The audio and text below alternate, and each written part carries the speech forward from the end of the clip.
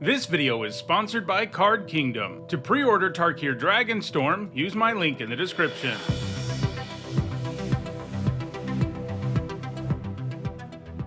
Hi everyone, I'm Sab-Sunen, and in this video I'm continuing with my limited set review for Tarkir Dragonstorm. I've already looked at all the multicolored and colorless cards, and in this video I'll give you my thoughts on all the white ones, and over the next several days I'll be evaluating everything else. For each of these white cards, I'll discuss how I think they'll perform in Limited, that means drafted and sealed, and I'll punctuate each evaluation with a letter grade. If you're new to my set reviews and unsure of what my letter grades mean, you can find a guide in the description for this video. There are some important things to keep in mind as I evaluate these cards. First, because we're only talking about draft and sealed, I'm only going to be talking about cards that can be found in play boosters. Second, these are of course my evaluations of these cards before I've played with them, since the goal is to have the set review done in time for the pre-release, and that of course means I'll be wrong about some stuff. But as the format comes into focus, I'll be doing videos where I discuss how things have panned out. Lastly, I want to let you know that there are some set review related perks for being a channel member or a patron. You get access to my ongoing set notes during preview season, and you'll also get a spreadsheet with all of my grades once the set review is complete. If those perks interest you, check out the description, where you can find out how to support the channel using one of those methods. Alright, without further ado, let's take a look at all the white cards in Tarkir Dragonstorm.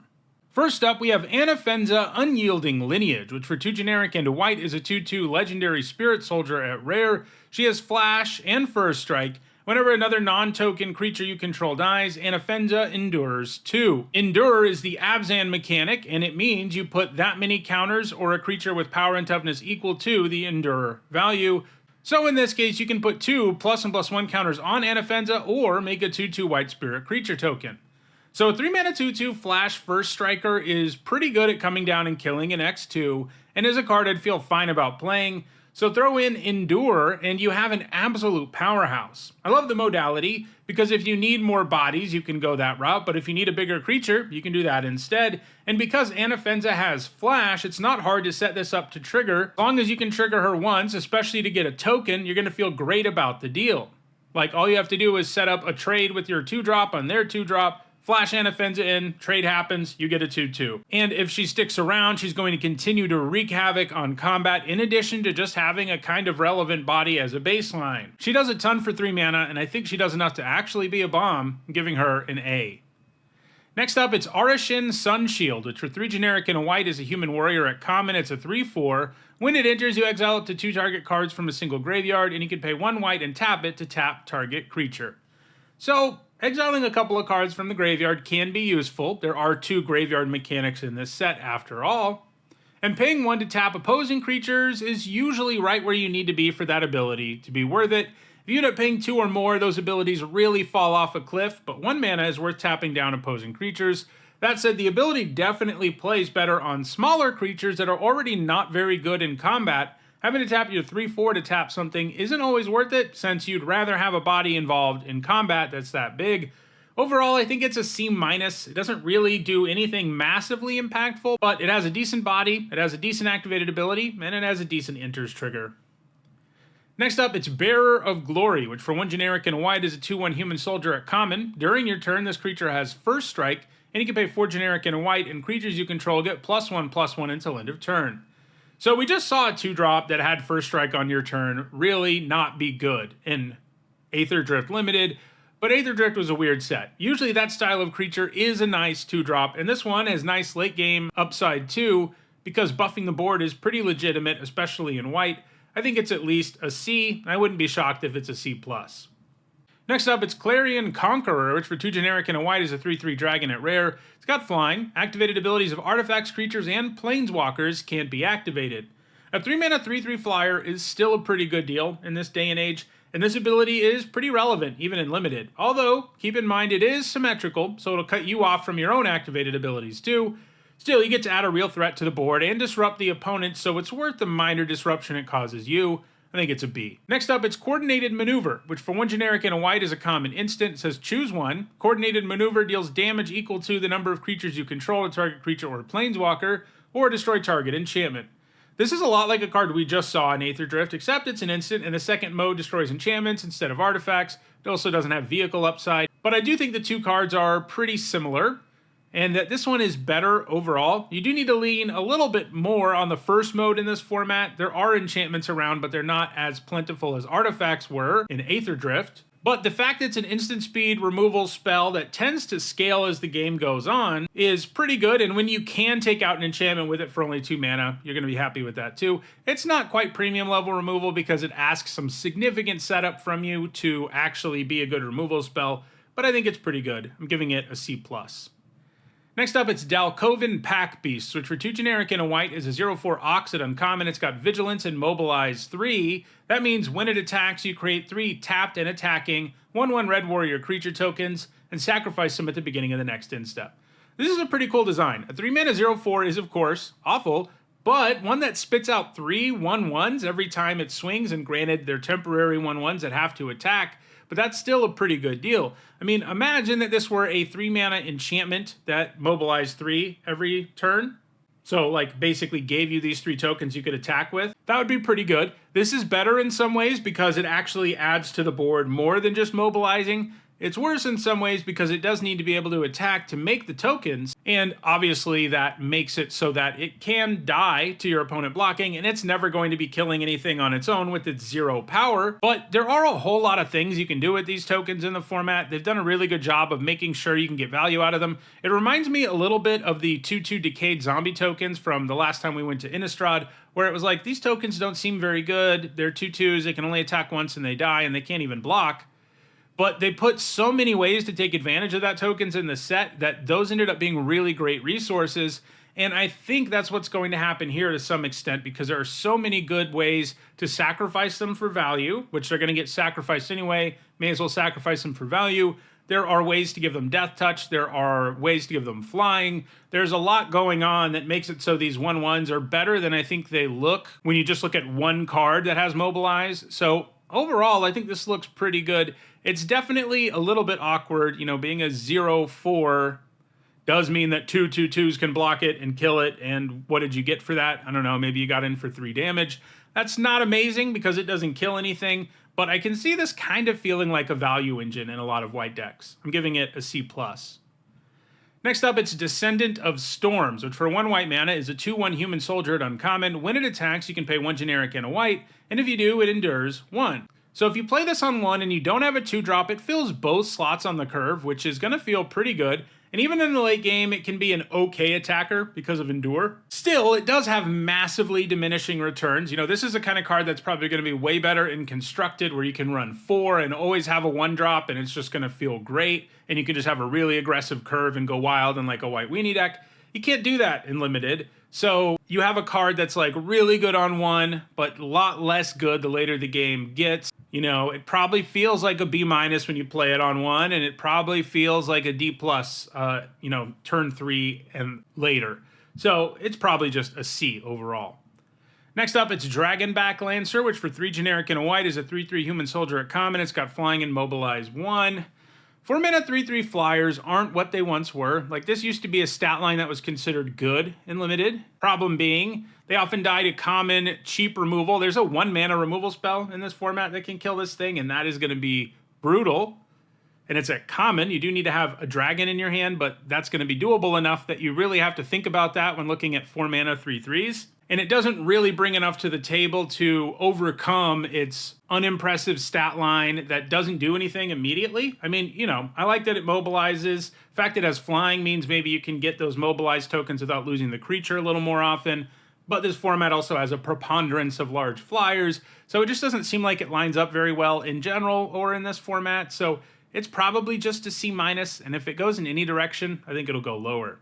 Next up, it's Duty Beyond Death, which for 1 generic and a white is an uncommon instant. As an additional cost to cast it, sacrifice a creature. So this is one of the things you can do with a mobilized token. And creatures you control gain indestructible until end of turn. Put a +1/+1 counter on each creature you control. So white does have a bunch of expendable bodies. Not only do we have the mobilized tokens, but you can also endure and get tokens. And giving those up, especially the 1/1s that are going to die anyway, to buff your whole board permanently and give them indestructibility is a big deal.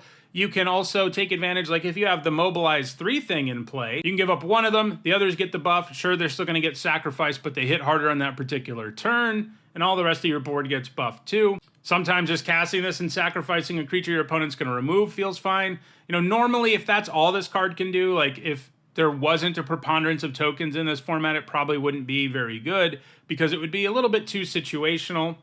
Like, you would need to have an expendable creature, you need to have a board where it's worth it, where you can take advantage of indestructible and the counters, and you need to have 2 mana up, right? That's a lot. But because of the mechanics in this set, I think this is going to end up being like a pretty legit card in a lot of white decks. I still don't think it's like nuts because you do need to have your board built out a certain way to fully go crazy with it, but it does have a really high ceiling. I'm giving it a C. Next up, it's Elspeth's Stormslayer, which for 3 generic and 2 white is a 5 loyalty legendary planeswalker Elspeth at Mythic Rare. If 1 or more tokens would be created under your control, twice that many of those tokens are created instead. She's got a +1 that makes a 1/1 white soldier creature token, which when she's in play, which she will be when you use that, means you get 2 soldier tokens. She's got a 0 that puts a +1/+1 counter on each creature you control. Those creatures gain flying until your next turn. And she has a -3 that says destroy target creature an opponent controls with mana value 3 or greater.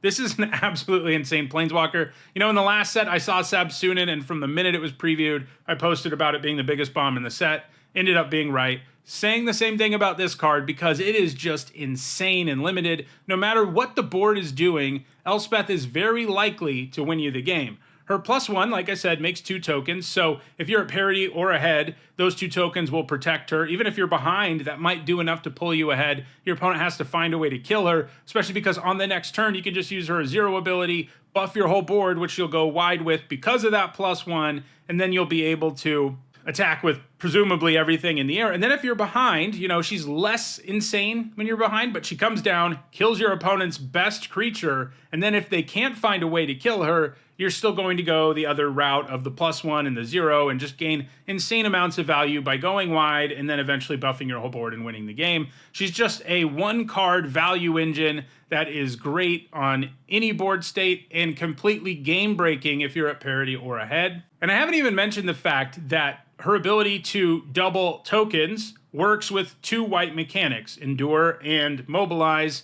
both of which are going to be even better with her in play. So yeah, she's just nuts. She's probably the biggest bomb in the set, giving her an A+. Next up, it's Fortress Kinguard, which for 1 generic and a white is a 1/2 dog soldier at common. When it enters, it endures 1. We've seen 2 mana 1/2s that make a 1/1 before, and they're always good. It's just such a good rate for the mana you spend, and this has the added flexibility of sometimes putting a counter on itself. Usually you want a token, but sometimes you need a 2/3. A card like this is even pretty good late because, getting a 1/2 and a 1/1 body can really improve your board state, can make it so your opponent can no longer swing for lethal, can make it so you're just wide enough now that you can swing for lethal on the next turn, and then obviously on turn 2, it's really, really good. This is like a premium 2-drop that like every white deck in the format would play as many of as they could get their hands on. I think it's a B-. Next up, it's Furious Forebear, which for 1 generic and a white is a 3/1 Spirit Warrior at uncommon. Whenever a creature you control dies while this card is in your graveyard, you can pay 1 generic and a white. If you do, return this card from your graveyard to your hand. 2 mana 3/1s are okay-ish, and this one can come back. It even counts mobilized tokens, like it doesn't say non-token creature. If any creature dies, you can potentially pay this mana, and mobilize does give you a ready-made way to make a creature die. But you do also need to have 2 mana up. This needs to be in your graveyard at the right time, and you need some mobilize in play. That's not always going to be easy. Frequently, you'd rather just spend your mana on actually adding to the board than getting this back. But by the time you reach a point in the game where you have nothing to do with your mana, that's when the Furious Forebear can kind of shine. Having 3 power does mean it can trade off pretty well for biggish things too. It looks solid to me. I'm giving it a C. Next up, it's Lightfoot Technique, which for 1 generic and a white is a common instant. Put a +1/+1 counter on target creature. It gains flying and indestructible until end of turn. This is certainly a playable trick. Thanks to indestructibility, it can dodge most removal. It's not as amazing in combat, mostly because you need your creature to almost be big enough to trade with something already. This just doesn't let a creature punch above its weight class that much. It's not like the black trick we saw in the last set that gave +1/+1 counter, indestructibility, and death touch, which would let any creature kill any creature and save the creature from removal. That's kind of the point of comparison here. That's like a C+ level trick, a trick that is really, really amazing. This has some similarities with that because it does leave the buff behind, and the bit of upside it has that that card didn't have is that Sometimes you can use this, send your creature in the air, and it gives you lethal out of nowhere. But yeah, it's not an amazing trick. It's not the kind of trick you take really highly. But, you know, you end up playing one of these in a lot of your white decks, I think. I'm giving it a C. Next up, it's Loxodon Battle Priest, which for 4 generic and a white is a 3/5 Elephant Cleric at uncommon. At the beginning of combat on your turn, put a +1/+1 counter on another target creature you control. It's a little sad this can't put the counter on itself. I always feel a little better about this kind of card when it can, because it means you get some value out of that ability no matter what. Now, the times where you don't have something to put a counter on turn 5 are few and far between, and there's a good chance you're just going to lose the game anyway if that's the case. So it's not that important that you have it. I like that the counter gets going the turn you play it, presuming you play it in your first combat main phase, and it can improve your attacks right away. But really, I mean, adding a beefy body to the board like this, that also makes your board better every turn and kind of snowballs. It's just a really good card overall. I think it's a B-. Next up, it's Mardu Devotee, which for 1 white mana is a 1/2 human scout at common. When it enters, it scries 2, and you can pay 1 generic to add red, white, or black, activate only once each turn. So there's a whole cycle of these, and I think they're all solid, and this one might just be the best, simply by virtue of being a 1-drop. It can fix your mana as early as turn 2, and like, that definitely comes up. In fact, frequently, having your mana fixed that early can make a significant difference, depending on what your hand looks like. Like, you can keep a hand that has 2 planes in it and still has some black and white cards because of Mardu Devotee, and that kind of thing is great. Not having a mulligan is great. And then you throw in the scry, which will improve your card quality even more, and it just seems like you get a lot for only a single mana here. Fixes your mana well, improves your draws, gives you a body that can usually get in for a hit on turn 2. Even as a late game top deck, the fact you add this body to the board that scries is nice, so I think this one's a C+. Next up, it's Osseous Exhale, which for 1 generic and a white is a common instant. As an additional cost to cast it, you may behold a dragon. That means you choose a dragon you control or reveal a dragon from your hand. It deals 5 damage to target attacking or blocking creature, and if a dragon was beheld, you gain 2 life. The Behold upgrade here is not the most exciting thing ever, but it is true that killing an opposing creature and gaining life is pretty great when you're behind. This can kill most creatures for 2 mana, and being capable of going after both attackers and blockers is nice. Although it does mean this can be awkward when you're an aggro deck, since only being able to remove blockers after they block is much less exciting. Still, it does the job reasonably efficiently, and will perform especially well in slower white decks, who are perfectly happy killing things that attack them, especially if they're gaining life. I think it's a C+. Next up, it's Poised Practitioner, which for 2 generic and a white is a 2/3 human monk at common. It has Flurry, which means you get something good when you cast your second spell each turn. In this case, it gets a +1/+1 counter, and you scry 1. So the starting point here is brutal. We have seen so many 3-mana 2/3s that get bigger when X happens in Limited over the last several sets, and like none of them have been good. And I really don't think this one will be either. Flurry is challenging to trigger, and while I do think Jeskai decks are going to be set up to use it, since like that's their thing, I am concerned about cards that have a bad baseline and then need you to trigger Flurry for them to be good. It is true that you really only need to trigger this once, and you feel kind of okay about what's going on, and that keeps it from being like terrible, but this doesn't look great to me overall. I'm starting it at a C-. Next up, it's Rally the Monastery, which for 3 generic and a white is an uncommon instant. It costs 2 generic less to cast if you've cast another spell this turn, and it gives you 3 options. You can create 2 1/1 white monk creature tokens with prowess. You can give up to 2 target creatures you control +2/+2 until end of turn, or you can destroy a creature with power 4 or greater. So this is a card with a second spell payoff that has a much more reasonable baseline than like the Practitioner, because paying 4 for any one of these modes is acceptable, whether you're making a couple of tokens, buffing 2 things when it's really advantageous, potentially giving you a 2-for-1, or removing a big creature. And then if you can set it up to pay only 2 mana for any of these modes, you're going to be ecstatic, and you do only need to have 2 extra mana left after you cast another spell in your turn, and then you can cast Rally the Monastery, and that does not seem hard to set up. All of these modes are good. Like if you need creatures, it can do it. If you need to kill your opposing player's biggest threat, it can do it. And if you need to punch through a couple of blockers or do lethal to your opponent, it can do it. So it just looks like a really good card to me overall. If it always costs 4, it would probably be like a C, and if it always costs 2, it would be like, I don't know, a B+. So I I think that brings it to a B- overall. Next up, it's Rebellious Strike, which for 1 generic and a white is a common instant. Target creature gets +3/+0 until end of turn. Draw a card. So this is here to help you with Flurry and Prowess, and while it can do that, it's not really a combat trick that does a good job of helping a creature survive combat, and it's not good against removal either. Replacing itself makes a significant difference, of course. We saw the similar Sugar Rush perform well a few sets back. Overall, I think this is probably just a C-. You'll run it when you need to go wild with Flurry and Prowess. Maybe it's like a C if you're in a really synergistic Jeskai deck, but I kind of feel like that's the ceiling, and the floor is pretty bad.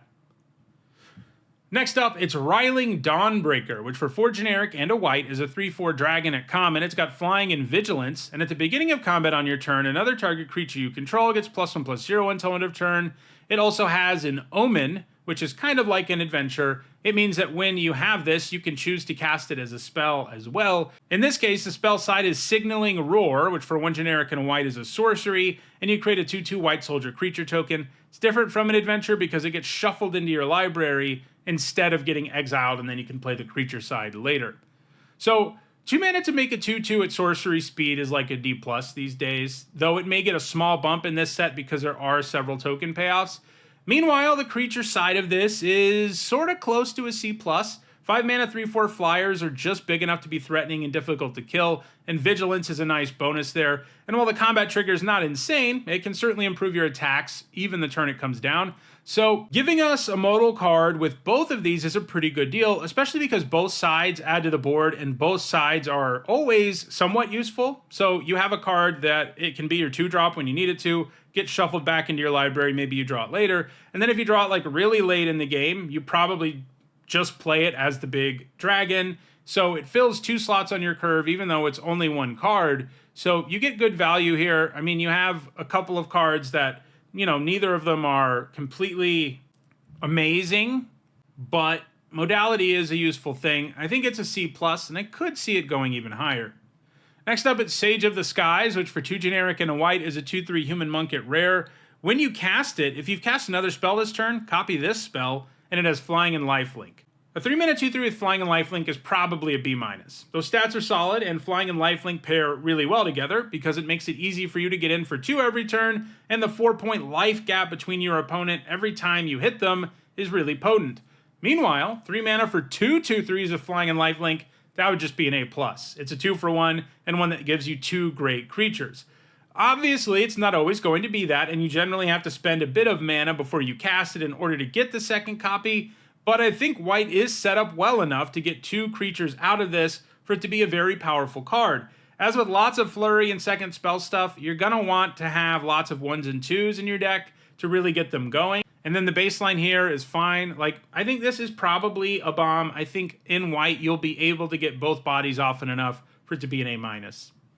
Next up, it's Salt Road Pack Beast, which for 5 generic and a white is a 4/3 beast at common. It costs 1 generic less to cast for each creature you control, and when it enters, you draw a card. So spending like 4 on this feels great. That's a very efficient 2-for-1. And I don't hate the idea of paying 5. Even 6 isn't really a disaster. You add a body to the board that is likely to trade with one of your opponent's attackers, and it drew you a card. Throw in the fact that this format has a bunch of token generating mechanics in white. I mean, 2, shouldn't say a bunch, but there are 2 of them, and they are pretty prevalent. And I think we have a card that sometimes you're going to be spending 2 or 3 mana for, even 1 mana for at some stages of the game. And that's just crazy. It can also help you with flurry when you've reached that stage of the game. I think this looks like a really good common. Like I said, even the baseline 6 mana 4/3 draw a card, not a complete disaster, and it's almost never going to cost that much. I think it's a B-. Next up, it's Smile at Death, which for 3 generic and 2 white is a mythic rare enchantment. At the beginning of your upkeep, return up to 2 target creature cards with power 2 or less from your graveyard to the battlefield. Put a +1/+1 counter on each of those creatures. It feels like this card should do more, doesn't it? Like, the cost of this card just feels like it should do more or do it sooner. It's just tough to get full value out of 1 trigger for this, like 5 mana's worth of value, since you need to have 2 creatures with power 2 or less in your graveyard, and it's also a 5 mana enchantment that doesn't do anything until your next turn.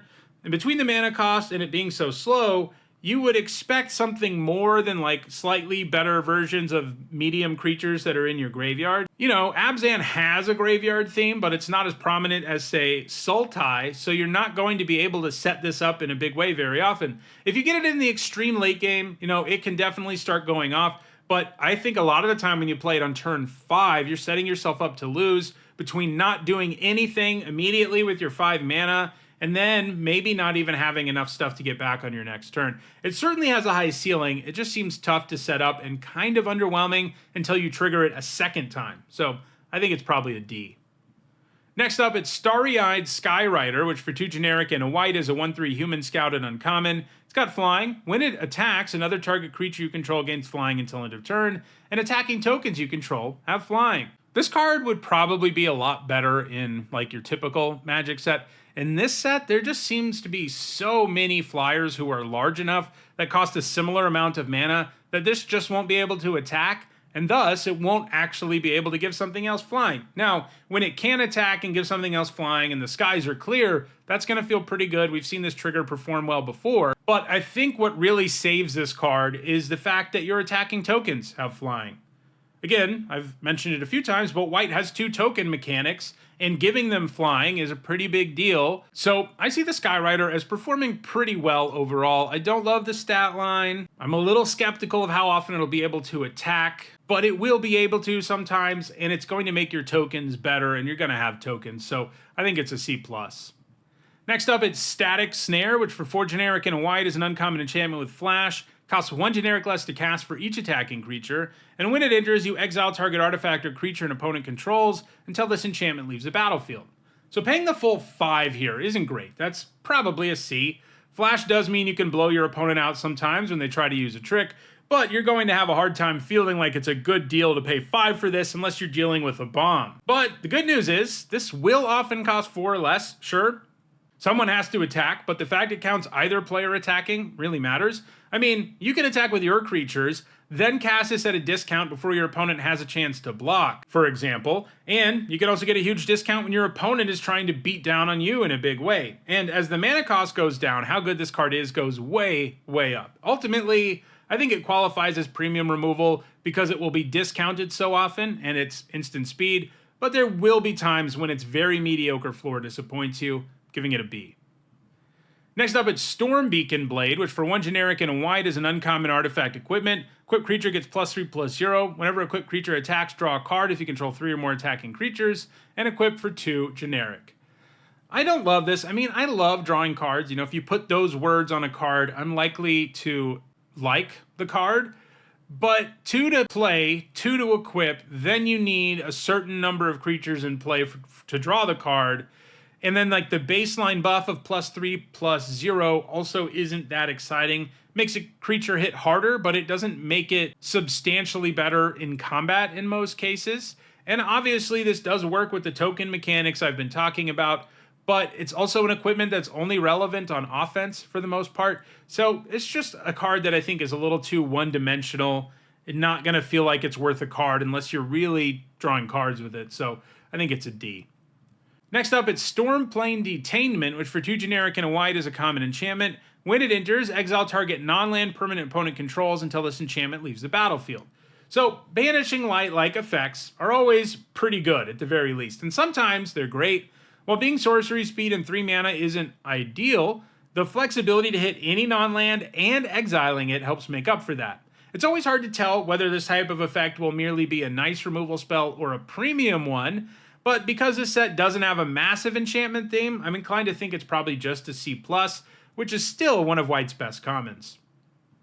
Next up, it's Sun Pearl Kirin, which for 1 generic and a white is a 2/1 Kirin at uncommon. It's got flash and flying, and when it enters, you return up to 1 other target non-land permanent you control to its owner's hand. If it was a token, draw a card. So a 2-mana 2/1 with flash and flying, already a card you pretty much always play. So this has an added bonus effect that really makes it very, very good. The most common way to use this is to save a creature from removal or rebuy an enters trigger.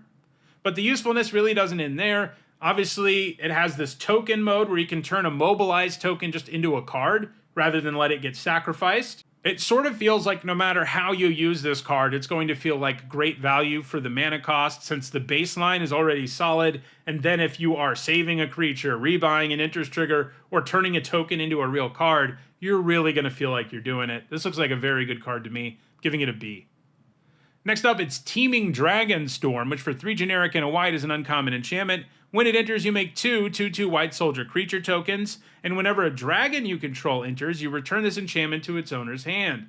There's a whole cycle of these, and they're all pretty cool. I don't love the red one, but we'll get to that one later in the week. 4 mana for 2/2/2s is a C-level card, and this has the very real potential of getting cast more later in the game, and getting 2 more 2/2s out of this will often just be too much value for your opponent to overcome.